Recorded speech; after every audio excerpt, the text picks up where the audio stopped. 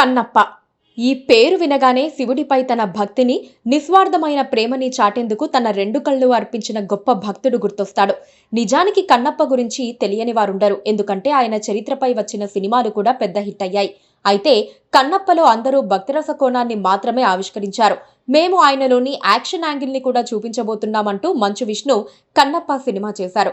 దాదాపు 200 కోట్ల బడ్జెట్ తో తెరకెక్కిన ఈ సినిమాలో మంచు విష్ణు ప్రధాన పాత్రలో నటించారు.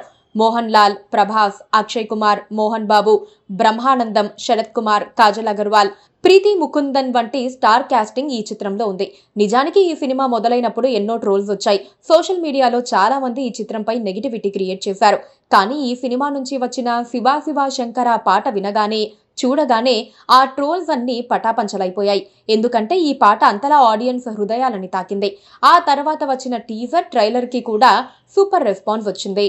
ముఖ్యంగా సినిమాలో ప్రభాస్ రుద్ర పాత్రలో క్యామియో చేయటం అంచనాలని భారీగా పెంచేసింది. మరి జూన్ 27న ఆడియన్స్ ముందుకు వచ్చిన ఈ చిత్రం మంచి టాక్ ని సొంతం చేసుకుంది. కథ విషయానికి వస్తే, గూడెంలో జనాలంతా ఎలాంటి సమస్యలు లేకుండా చల్లగా ఉండాలంటే అమ్మవారికి నరబలి ఇవ్వాల్సిందే అంటూ అంతా నమ్ముతూ ఉంటారు. అలా చిన్నప్పుడే తన స్నేహితుణ్ణి బలివ్వడం చూసి తిన్నడు అంటే మంచు విష్ణు కదిలిపోతాడు. అసలు దేవుడే లేడు, అది ఒట్టి రాయి మాత్రమే అంటూ అప్పటి నుంచి నాస్తికుడుగా మారతాడు. పెద్దయిన తర్వాత కూడా తిన్నడు మారడు. అయితే ప్రశాంతంగా ఉంటున్న తమ అడవి మీద ఉన్న 5 గూడాల మీద, ఆ లోపల ఉన్న వాయులింగం మీద కాలాముకుడు అనే ఓ దుర్మార్గుడి కన్ను పడుతుంది. ఆ వాయులింగాన్ని దక్కించుకుంటే సర్వశక్తులు వస్తాయనే ఉద్దేశంతో దాని ఆచూకీ కోసం తన తమ్ముణ్ణి పంపిస్తాడు కాలాముకుడు. అయితే కాలా తమ్ముణ్ణి తిన్నడు ఒక గొడవలో చంపేస్తాడు. దీంతో తిన్నర్ని చంపి ఆ గూడాలు అన్నిటినీ తుడిచిపెట్టేయాలని తన సర్వ సైన్యంతో కాలాముగుడు పగతో వస్తాడు. మరి అప్పటి వరకు తమ మధ్య ఉన్న గొడవలతో వేరుగా ఉన్న 5 గూడాలు కాలాముకుణ్ణి ఎదిరించడానికి ఏకమవుతాయి. తమ నాయకుడిగా తిన్నడ్నే ఎంచుకుంటాయి. కానీ తర్వాత అనుకోని కారణాల వల్ల తిన్నడ్ని తన తండ్రి నాదనాథుడు గూడెం నుంచి వెలివేస్తాడు.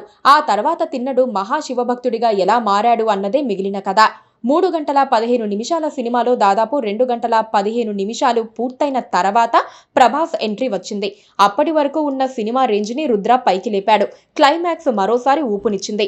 ముఖ్యంగా తిన్నడిలో భక్తి ఎప్పుడు మొదలైందో అప్పటి నుండి సినిమాలో జీవం వచ్చినట్లు అనిపించింది. ముఖ్యంగా క్లైమాక్స్ సీన్ లో విష్ణు నటన అద్భుతంగా ఉంది. తన దశాబ్దపు కళ అని చెప్పిన విష్ణు సక్సెస్ సాధించినట్లే. Please subscribe to KTV Telugu. KTV Telugu. KTV Telugu. KTV Telugu channel.